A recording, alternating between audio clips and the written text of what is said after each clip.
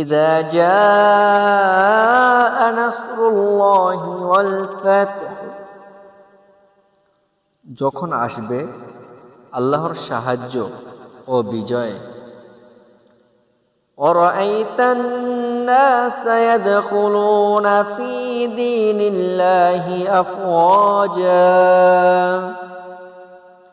এবং তুমি মানুষকে দলে দলে আল্লাহর দ্বীনে প্রবেশ করতে দেখবে। ফাসাব্বিহ বিহামদি রাব্বিকা ওয়াস্তাগফিরহু ইন্নাহু কানা তাওয়াবা,